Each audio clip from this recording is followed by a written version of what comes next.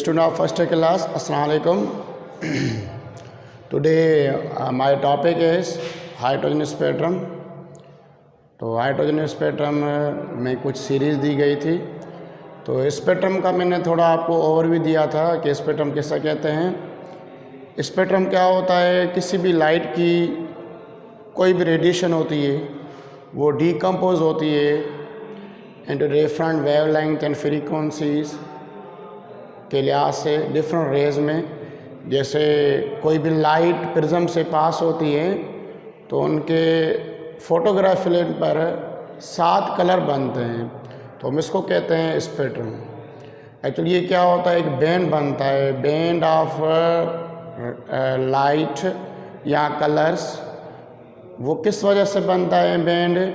Due to the decomposition of proper radiation. कोई भी radiation decompose होता है, जैसे लाइट इन, तो light is a mixture of different waves. ये इनके अंदर डिफरेंट वेव्स पाई जाती है। जब ये प्रिज्म से पास होता है तो इनके पीछे रेनबो बन जाती है, इनके पीछे एंडलट बन जाती है। तो ये रेनबो जो बन जाता है, तो ये रेनबो में आपको 7 कलर नज़र आते हैं। तो ये 7 कलर क्या होते हैं? ये 7 कलर उन रेज के होते हैं, उन रेज की प्रॉपर्टी को डिफाइन करते हैं। तो अभी हाइड्रोजन स्पेक्ट्रम को जब फर्स्ट बार नील बोर ने डिफाइन किया तो कैसे होता है? तो जब हाइड्रोजन को डिस्चार्ज ट्यूब में, आपको पता होगा कि जब भी गैस को लो प्रेशर पर हाई वोल्टेज पर रखा जाता है डिस्चार्ज ट्यूब के अंदर, ये आपको पढ़ाया हुआ है, तो वो उसमें से कुछ रेडिएशन इमिट होती हैं। क्या इमिट होती हैं? रेडिएशन।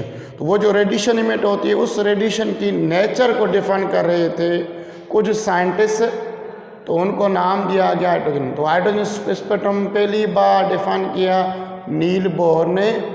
नील बोर ने हाइड्रोजन स्पेक्ट्रम के बारे में डिफाइन किया। इसने ये बताया कि जब आप हाइड्रोजन उठाओगे डिस्चार्ज ट्यूब के अंदर, हाई वोल्टेज दोगे, लो प्रेशर दोगे, रेडिएशन बाहर निकलेगी। उसी रेडिएशन को आप प्रिज्म से पास कराओगे तो उनका कोई न कोई स्पेक्ट्रम बनेगा।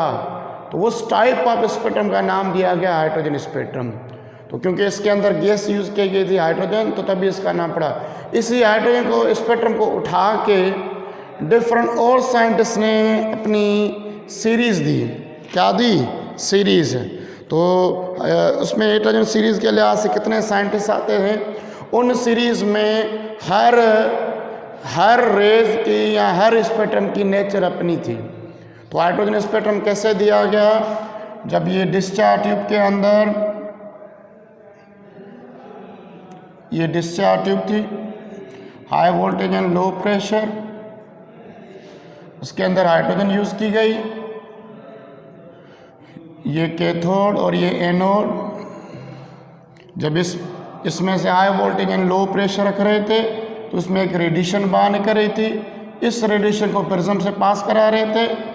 जैसे ही इसको प्रिज्म से पास करा रहे थे तो फोटोग्राफ फिल्म पर इसका कोई न कोई स्पेक्ट्रम बन रहा था, जिसको बाद में लाइन स्पेक्ट्रम कहा गया with respect to the dark lines. तो इसी वजह से इनको बोला गया हाइड्रोजन स्पेक्ट्रम।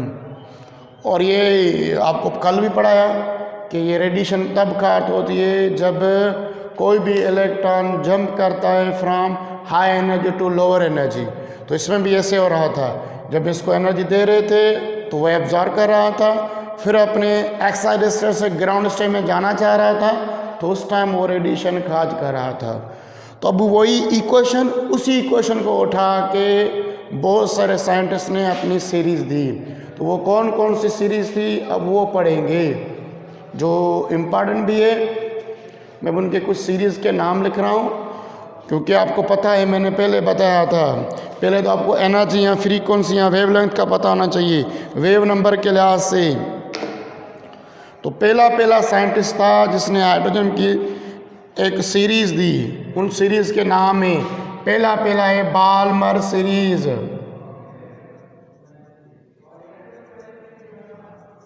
इनको सीरीज़ क्यों बुलाया गया? क्योंकि ये रेडिएशन इमिट हो रही थी with respect to the energy level से। कोई रेज खाज हो रही थी जब इलेक्ट्रॉन पहले से दूसरी की तरफ जंप कर रहा था, कोई इमिट कर रही थी जो तीसरे से पहले की तरफ जंप कर रहा था, माना N1 और N2 के डिफरेंट वैल्यू थे। तो तभी इनके बारे में कहा गया कि ये बाल्मर है। बाल्मर बोला गया ड्यू टू द साइंटिस्ट, जिस साइंटिस्ट ने जो सीरीज दी उस लिहाज से उसका नाम रखा गया Balmer series, Lyman series.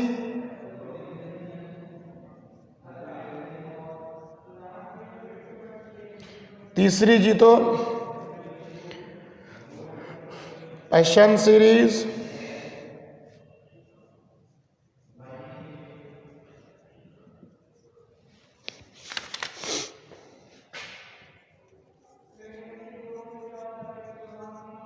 Brackett series, P found series. ये जिस साइंटिस्ट ने जो सीरीज दी उस सीरीज के लिहाज से इनके नाम रखे गई और उनकी नेचर भी बताई गई कि ये रेज किस टाइप होंगे। क्या वो रेज अल्ट्रा वायलेट होंगे, क्या वो रेज इंफ्रारेज होंगे, क्या वो रेज विजिबल लाइट की तरह होंगे। तो अभी इनकी सीरीज के लिहाज से बनाते हैं। पहले बाल्मर को पढ़ेंगे। तो बाल्मर सीरीज में जो N1 का वैल्यू उठाया गया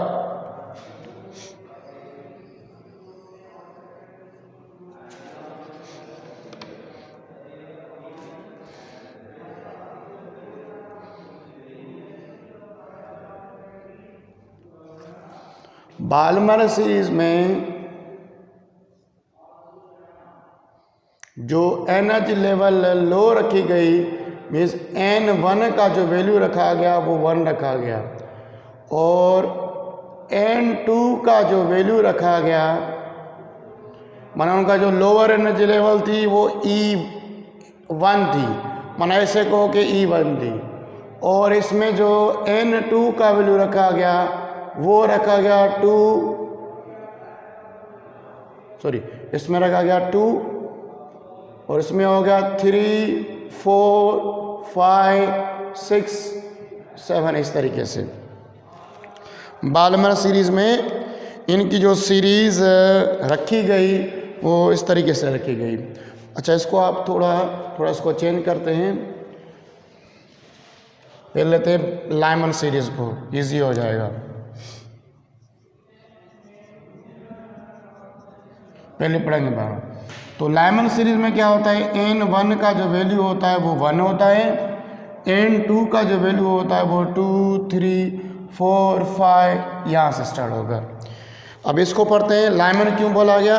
Lyman due to the nature, मैं एक एक को पढ़ रहा हूँ, डिफाइन कर रहा हूँ। अभी मैंने आपको एनर्जी की इक्वेशन लिखवाई थी, फ्रीक्वेंसी ऑफ वेव नंबर की। तो पहले इस वेव नंबर की इक्वेशन को ही उठाया गया और उस इक्वेशन के लिहाज से ये बताया गया कि इनकी सीरीज। तो आपको कल इक्वेशन का पता था कि वेव नंबर की इक्वेशन क्या होती है? सर वेव नंबर की इक्वेशन होती है RH 1/n1 square minus 1/n2 whole square. इस इक्वेशन को उठा के इसमें वैल्यू पुट कर रहे थे। N1 की जगह पे कोई प्रॉपर वैल्यू पुट कर रहे थे और N2 की जगह पे कोई प्रॉपर वैल्यू पुट कर रहे थे। तो उसमें वेव नंबर कोई नहीं कोई रेज निकल रही थी, तो उस रेज का नाम दे रहे थे with respect to their names. अब जैसे लाइमन सीरीज में इन्होंने क्या किया, N1 का जो वैल्यू उठाया वो 1 उठाया और N2 का जो सीरीज उठाई वो 2, 3, 4, 6 से उठाई। मान इनका कहने का मकसद क्या था? लाइमन ने क्या बताया? लाइमन ने डिफाइन किया इस तरीके से, इसने कहा कि जब भी ये मैं बना रहा हूँ कुछ शेल्स है,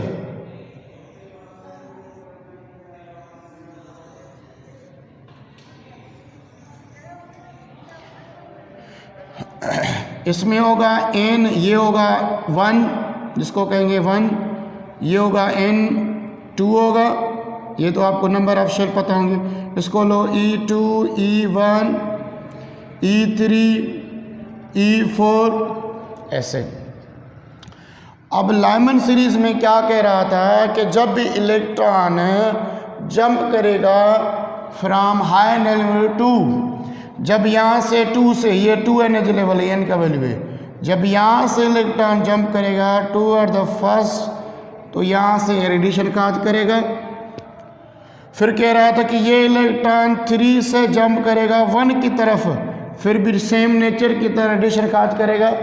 इसने कहा कि जब ये 4 से जंप करेगा 1 की तरफ, फिर भी इसमें से रेडिएशन क्या होगी, इमिट होगी। इनका कहने का मकसद क्या होता है लाइमन सीरीज में, एनर्जी के लिहाज से। इसने कहा कि जो एनर्जी लेवल हाई होगा वो स्टार्ट होगा 2 से, तो एनर्जी लेवल 2 से जंप करेगा E1 की तरफ, फिर भी रेडिएशन काज करेगा, emit the radiation h mu, ये रेडिएशन काज करेगा, मैं यहाँ पे लिख रहा हूँ h म्यू। अब अगर ये E3 से जंप करेगा E1 की तरफ, फिर भी ये रेडिएशन काज करेगा h म्यू, ये लाइमन बता रहा था, और उनकी नेचर सेम ही थी। E4 से E1 की तरफ जंप करेगा, इनका जो ये N1 का जो वैल्यू है वो कांस्टेंट रख रहा था। माना ये कह रहा था कि अगर जब इलेक्ट्रॉन जंप करेगा फ्रॉम E2 E1, माना जो एनर्जी लेवल 1 है, जो लोअर एनर्जी लेवल है वो कांस्टेंट रख रहा था, वो सारों के लिए क्या रख रहा था, 1 रख रहा था। तो कह रहा था कि इनमें सारी रेडिएशन बाहर निकलेगी, माना ये भी यहाँ से रेडिएशन काज निकलेगी h म्यू। इन सारों की जो नेचर होगी वो होगी अल्ट्रा वायलेट रेज। ये अल्ट्रा वायलेट रेज होती है। कह रहा कि इनकी नेचर, अगर इलेक्ट्रॉन जंप कर रहा है फ्रॉम 2 3 4 5 6, ये देखो लिखा हुआ है up to infinity, to N1 की तरफ, माना E1 की तरफ, तो यहाँ से एक नेचर निकलेगी, एक रेस निकलेगी, जिसकी नेचर क्या होगी, वो होगी अल्ट्रा वायलेट। ये इस इक्वेशन में पुट कर रहा था और यहाँ से इसका वैल्यू निकाल रहा था, उसकी नेचर को देख रहा था। वो नेचर कौन सी थी, अल्ट्रा वायलेट रेज। उस सीरीज की जो नेचर होगी या जो रीजन होगा वो अल्ट्रा वायलेट रीजन होगा। मन इनमें से जो किस टाइप की रेज निकलेगी या नेचर के लिहाज से वो अल्ट्रा। दोबारा बता रहा हूँ कि लाइमन सीरीज में लाइमन साइंटिस्ट था जिसने अपनी सीरीज दी, अपनी एक नेचर ऑफ रेडिएशन बताई कि किस टाइप की रेडिएशन निकल सकती है। इसने ये कहा कि जब इलेक्ट्रॉन जंप करेगा कहाँ से कहाँ तक, इसने कहा कि जब इलेक्ट्रॉन जंप करेगा 2 energy level, 3 energy level, 4 energy level, 5 energy level, 6 energy level, 2 जब गिरेगा या जंप करेगा टू फर्स्ट 1 शेल। मैंने इसने कहा कि अब जब इलेक्ट्रॉन जंप करेगा E2 से E1 की तरफ, E3 से E1 की तरफ, E4 से E1 की तरफ। माना आपने एक चीज़ नोट की होगी, इनकी लोअर एनर्जी लेवल सारों में कांस्टेंट एक जैसी है, इसमें चेंजिंग नहीं कर रहा। हम नील बोर पढ़ा चुका था कि एनर्जी लेवल ऐसे इमिट होगी, पर इन्होंने क्या किया, एक वैल्यू कांस्टेंट रख रहे थे, वो रख रहे थे energy level lower energy level, जिस इलेक्ट्रॉन की एनर्जी या जिस शेल की एनर्जी क्या हो रही है, कम हो रही है, तो वहाँ से जंप करा रहे थे, उस सीरीज का नाम दे रहे थे।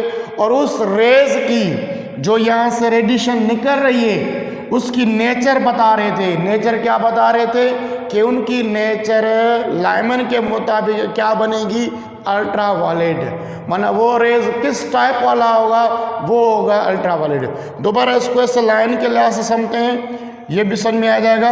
ये मैं यहाँ से एनर्जी लेवल बना रहा हूँ, ये एनर्जी लेवल, ये यहाँ पे ये हो गया N1, ये हो गया N2,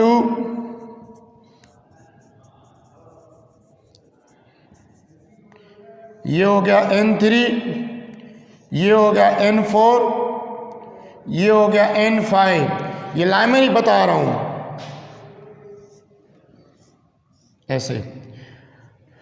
अब क्या कह रहा था, कह रहा था कि ये बता रहा था कि जब इलेक्ट्रॉन जंप करेगा एनर्जी लेवल 2, ये देखो N = 2, यहाँ से जंप करेगा इलेक्ट्रॉन n1 की तरफ, तो इसमें से रेडिएशन खारिज होगी। फिर कह रहा था इलेक्ट्रॉन n3 से जंप करेगा E1 की तरफ, इसमें भी रेडिएशन ऐसे खारिज होगी। फिर कह रहा था कि जब इलेक्ट्रॉन जंप करेगा n4 से n1 की तरफ, देखो ये सारे किस शेल में गिर रहे हैं, या वो जंप करें high energy level to lower energy, यानी का हाई एनर्जी लेवल चेंज हो रहा है, वो कहाँ से स्टार्ट हो रहा है 2 3 4 5, बाकी इनका जो एनर्जी लेवल लो है वो कांस्टेंट है। अब इन सारों की जो नेचर है वो है अल्ट्रा वायलेट रीजन। तो सिंपली क्या कह सकते हो कि जब इलेक्ट्रॉन लाइमन के मुताबिक या लाइमन सीरीज के मुताबिक जो लाइमन ने दी, कह रहा था कि जब इलेक्ट्रॉन हाई एनर्जी लेवल कौन सी से जंप करेगा 2 3 4 5 6, इनके ये एनर्जी लेवल हाई होंगे, इधर से जंप करेगा n1 की तरफ, माना एनर्जी लेवल 1 की तरफ, तो उसमें एनर्जी या रेडिएशन खारिज होगी, या उनमें एक टाइप की रेडिएशन निकलेगी, उनकी नेचर क्या होगी अल्ट्रा वायलेट रेज। क्या होगी अल्ट्रा वायलेट रेज। इसकी जो इक्वेशन बनेगी वो क्या बनेगी, वो थोड़ी सी बना लें। वेव नेचर की लाइमन की, तो लाइमन की जो इक्वेशन बनेगी वेव नंबर के लिहाज से, वो डिफरेंट वेव नंबर या फिर आर एस सेम। ये कह रहा था कि ये 1, अच्छा n1 का क्या है 1 है, या 1 पुट करेंगे होल स्क्वायर, ये n2 है 2 3 4 ये बढ़ते जाएंगे, तो ये आएगा RH 1/1 माइनस 1/4 ऐसे। तो wave number is equal to, इसको सॉल्यूशन करोगे RH इज इक्वल टू ये हो जाएगा 4 - 1/4, ये वेव नंबर हो जाएगा पहली RH इज इक्वल टू 3/4। अब ये 3/4 मल्टीप्लाई करेंगे RH कांस्टेंट के वैल्यू के साथ, ये तो मैंने, अब इसकी जो ये n1 का वैल्यू होगा वो क्या होगा कांस्टेंट होगा, ये तो हमने एक का निकाला, अब दूसरे से निकालोगे n1 का वैल्यू सेम रखोगे, और यहाँ पे 2 की जगह पे 3 पुट करोगे, उसका ना कोई वैल्यू निकलेगा, 4 पुट करोगे कोई ना कोई वैल्यू निकलेगा, 5 पुट करोगे कोई ना कोई वैल्यू निकलेगा। अब इनमें ये जो n1 का वैल्यू है वो सारों के लिए क्या होगा सेम होगा। तो लाइमन सीरीज ने ये give the series of ultraviolet region by explaining the wave number equation. He explained it when electron jump from 2 3 4 5 6 to n1 या energy level 1, he emit the radiation that's nature is ultraviolet, उनकी nature क्या होगी ultraviolet. अब ये Lyman series हो गया, Lyman series में n का वैल्यू क्या होगा, n1 का वैल्यू क्या होगा, लोअर एनर्जी लेवल का वैल्यू क्या होगा। अब इसको मैं ऐसे लिख रहा हूँ, ये होगा लोअर एनर्जी लेवल सीरीज में, और इनकी नेचर क्या होगी यहाँ पे लिखो, सीरीज में इनकी नेचर होगी अल्ट्रा वायलेट रीजन। अभी हम दूसरे को पढ़ेंगे, लाइमन के बाद बाल्मर सीरीज पढ़ें।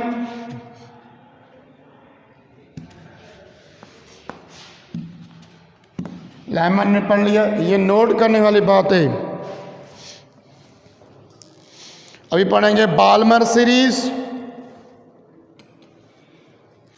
बाल्मर सीरीज भी एक टाइप ऑफ सीरीज थी।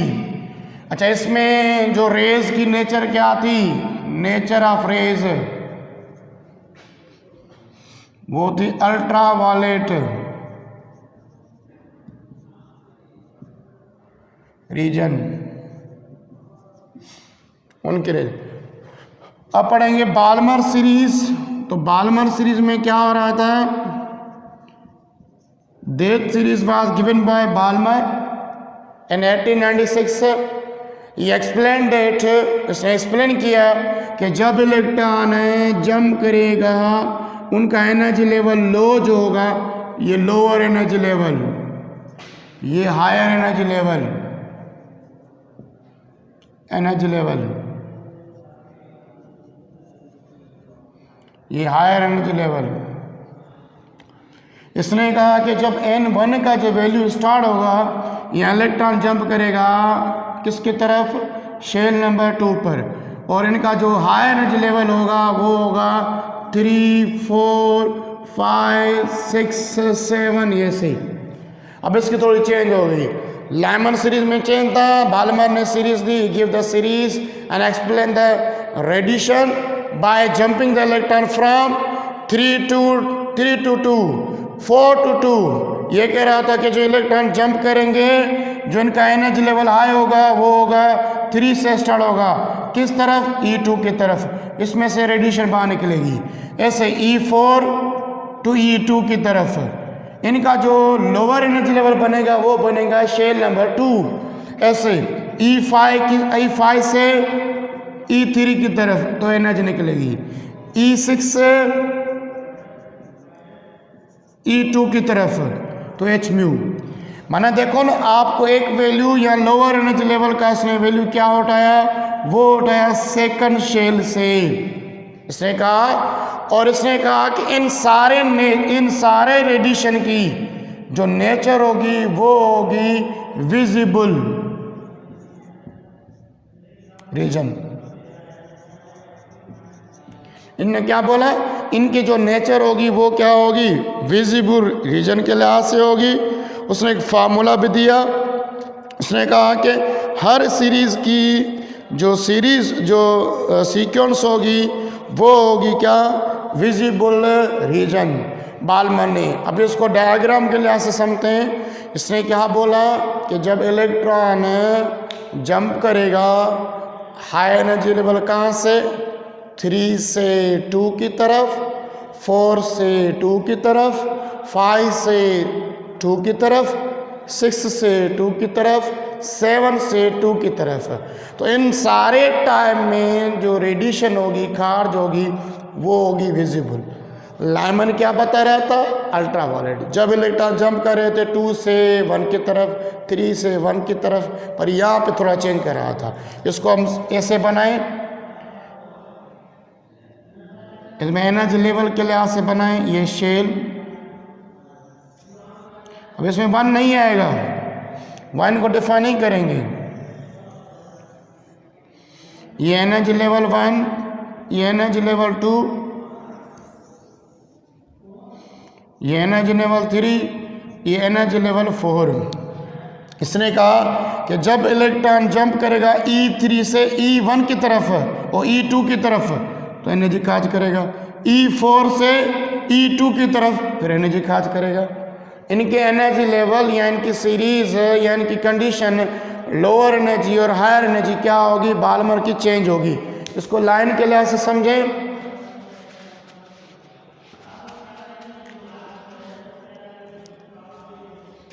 ऐसे ये एनर्जी लेवल की लाइनें बना रहा हूं।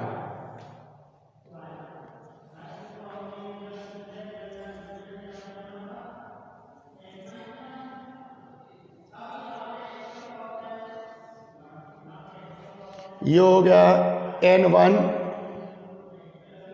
N2, माना N का वैल्यू है, यहाँ पे 1, 2, 3 लगाओ एनर्जी लेवल। ये 1, 2, 3, 4, 5, 6, 7। अब ये पहला शेल, इसको कंसीडर नहीं करेंगे। इसने कहा कि जब इलेक्ट्रॉन जंप करेगा E3 से E2 की तरफ तो उसमें रेडिएशन खार्ज होगी। इसने कहा कि जब इलेक्ट्रॉन जंप करेगा E4 से E2 की तरफ फिर इसमें रेडिएशन खार्ज होगी। इसने कहा कि जब इलेक्ट्रॉन जंप करेगा E6 से E2 की तरफ तो रेडिएशन खार्ज करेगा E5 से। फिर इसने कहा कि ये इलेक्ट्रॉन जंप करेगा E6 से E2 की तरफ तो इसमें एनर्जी लेवल क्या होगी, खार्ज होगी। इनका जो E लोअर एनर्जी लेवल का नंबर है बाल्मर का, वो क्या है, वो है 2। और इनका जो N2 जो हाई एनर्जी लेवल स्टार्ट हो रहा है वो 3, 4, 5, 6, 7। और इनमें से जो रेडिएशन खार्ज होगी from lower high energy to lower energy वो होगी विजिबल। ऐसे ही यहाँ पे देखो, ये 2 है, एनर्जी लेवल 2 है। जब इलेक्ट्रॉन जंप कर रहा है E3 से E2 की तरफ, तो इसमें रेडिएशन काज हो रही है। इस रेडिएशन की नेचर क्या होगी? विजिबल। अब ये E3 से E2 की तरफ जंप करेगा, इसकी भी नेचर क्या होगी? विजिबल। E4 से E2 की तरफ विजिबल, E5 से E2 की तरफ तो विजिबल। तो ये इस बाल्मर सीरीज में क्या कह रहा था कि इनकी नेचर जो होगी वो होगी विजिबल। नेचर के लिहाज से लाइमन और बाल्मर सीरीज हमने डिफाइन की। अभी हम पर्शियन सीरीज पढ़ेंगे। तो पर्शियन सीरीज में क्या है, थोड़ा इसका उलट है। ऐसे ही ये सीक्वेंस बनती जाएंगी।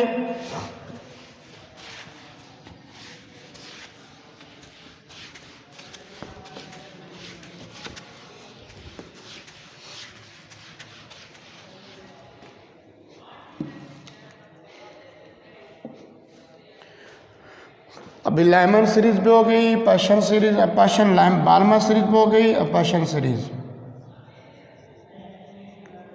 इसमें यह कह रहे थे कि जो N1 का जो वैल्यू होगा वो 3 होगा, और N2 का जो वैल्यू होगा वो 4, 5, 6, 7। आपको ये याद करने हैं। मानी कि जो वैल्यू होंगे वो क्या होंगे, वो थोड़े क्या होंगे, वो चेंज होंगे। आपको ये ख्याल करना है कि इनमें सीक्वेंस में वैल्यू क्या होगा। पर्शियन सीरीज में मान इलेक्ट्रॉन जंप करेगा फ्रॉम E2, यहाँ से क्या होगा, वो होगा 4, E4 से E3 की तरफ, तो रेडिएशन काज करेगा। E5 से E3 की तरफ, तो रेडिएशन काज करेगा। E6 से E3 की तरफ, तो रेडिएशन काज करेगा। E7 से E3 की तरफ, तो ये रेडिएशन काज करेगा। माना इसने कहा कि जो इनका एनर्जी लेवल लो होगा वो होगा 3 से स्टार्ट होगा। इनकी नेचर क्या होगी? इन सारी नेचर होगी इंफ्रारेड की तरह, इंफ्रारेड रीजन की तरह इनकी नेचर होगी। इनकी नेचर क्या होगी? ये नेचर भी याद करनी है।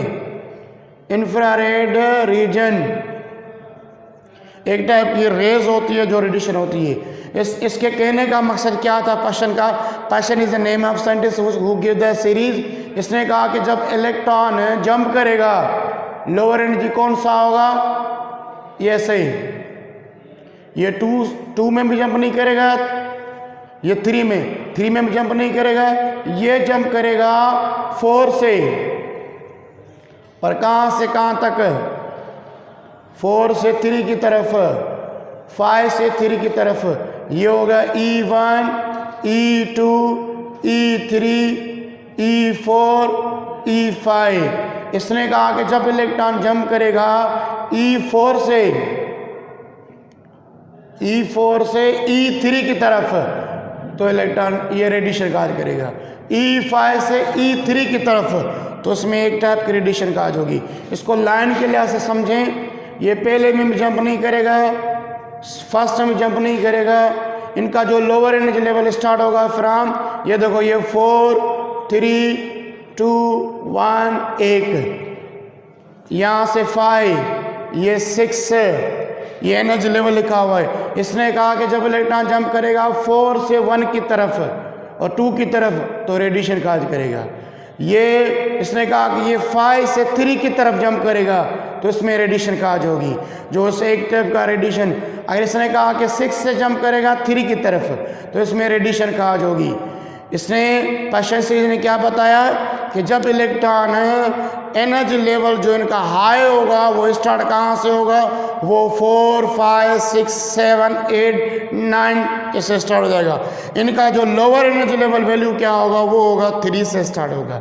और इनकी जो नेचर होगी रेडिएशन की निकलने के बाद, वो होगी इंफ्रारेड रीजन। तो इसने क्या बताया? इसने इक्वेशन क्या बताया? इसने क्या बताया वेव नंबर की इक्वेशन? इसने सिंपली डायरेक्ट में यहाँ पे लिख रहा हूँ 1/n1² - 1/n2²। इसने कहा कि जो मेरी सीक्वेंस बनेगी वो RH, जो मेरा N1 का वैल्यू होगा वो 3 होल स्क्वायर होगा, 1/n2² जो होगा ये n2 का जो वैल्यू स्टार्ट होगा 4 5 से स्टार्ट होगा। तो पर्शियन सीरीज़ की सीक्वेंस या इसकी इक्वेशन क्या बनी, इसका n1 का वैल्यू 1 होगा, इनका n जो n1 का वैल्यू 2 से होगा, इनका होगा 3 होगा। तो आज हमने क्या पढ़ा, आज हमने 3 सीरीज़ पढ़ी।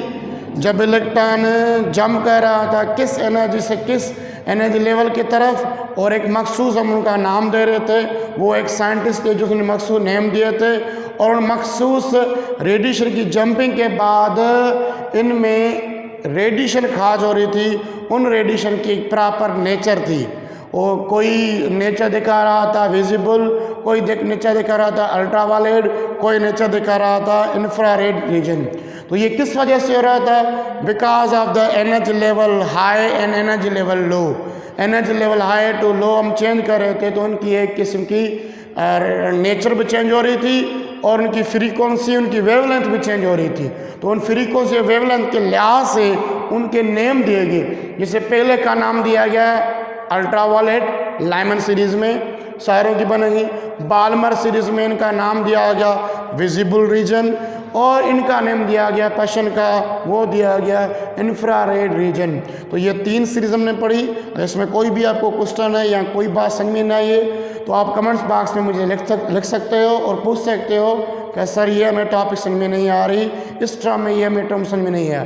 तो ये टॉपिक आप क्लास फर्स्ट ईयर की चैप्टर नंबर 3 पेज नंबर 95 पर ये दी गई है। ये 3 सीरीज़ पर आई है, बाकी हमारी 2 सीरीज़ रह गई, उसको बाद में डिफाइन करेंगे। Thank you.